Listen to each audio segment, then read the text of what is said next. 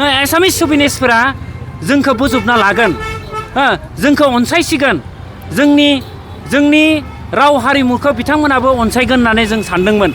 दा बिनिफ्राय जोङो बुजिना मोन्दों जे एसामिस सुबिनिसफोरा बा एसामिस माने आसाम गभर्नमेन्टआ जोंखौ मालाबाबो जोंखौ गनायना लाया होननानै जोङो बिनिफ्राय बे लग'निफ्राय बर' रावखौ बोखारनायनिफ्राय जोङो बेखौ बुजि मोननो हादों।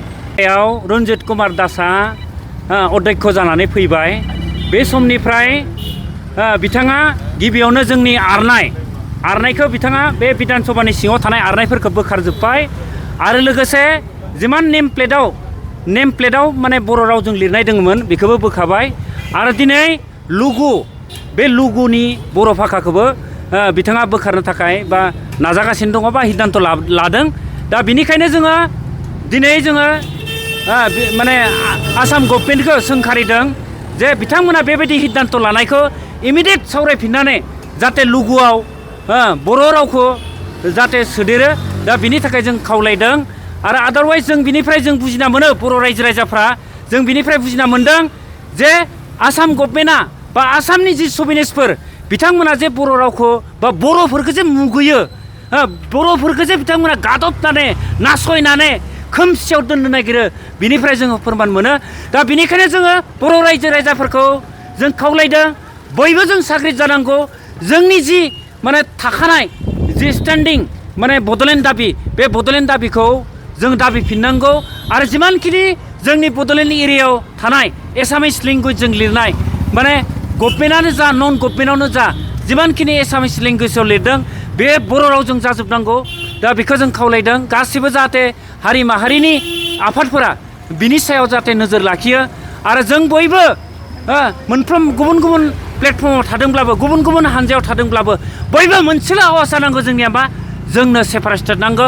उइ वान्ट बड'लेण्ड, डिभाइड आसाम 50-50खौ जोङो रिभाइभ खालामफिननांगौ होननानै आङो बे बुनसुनिफ्राय जोङो गुरै खावलायो। दिनै अहाय मा हाबाफारि लादों नोंथांमोना?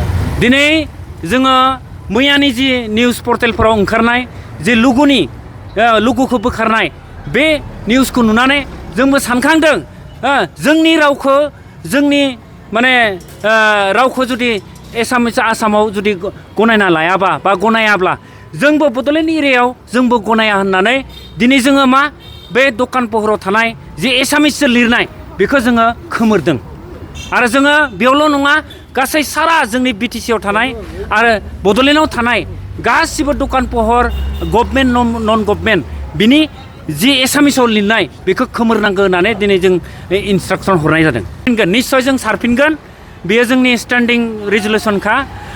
जोङो सेपारेट स्टेट जोंनो नांगौ, खारन नांनाया जाबाय मा दिनै इमान गोबां बोसोर बर'फोरा आन्दलन खालामबोबाय, सोरबा हाथियार लानानै सोमावसारबाय, सोरबा डेम'क्रेटिक भाबै सोमावसारबोबाय, सारै जोंखौ बिटिसि होनानै थगायबाय, बिटिआर होनानै थगायबाय, बेसेबां जों थगायजाबावनो। दा बिनिखायनो जोङो जोबथा जि जोंनि बर'फोरनि जि सिमां बे सिमांखौ मोगथां महर होनो थाखाय जों अन्तत जोङो बुनसु हिसाबै बुनसुनि प्लेटफर्मनिफ्राय जों गासै हारि माहारिनि फरायसा आफादफोरखौ जों खावलायदों जोङो रिभाइभ खालामफिननांगौ, जों आन्दलनखौ सुरु खालामफिननांगौ। जोंबो खालामफिनगासिनो दङ बा जोङो लागासिनो दङ। जों दिल्लीयावबो माखासे प्रग्राम लाबाय, जों लालांबाय थागोन जेब्लासिम जोङो सेपारेट स्टेट मोना अब्लासिम जों जिरायना थाया। दा बिनि थाखाय जोङो गोबां माने जोंनि जिल्लाफोर बा इन्टेलेक्सुयेलफोर बिथांमोनजों जों सावरायगासिनो दङ। जोङो फैबाय थानाय जि अक्ट'बर नभेम्बरनि गेजेराव जोङो दिल्लीयाव थांनानै आरो धरनानि थाखाय जों बेबस्था लादों आरो बेखौबो जों सावरायगासिनो दङ।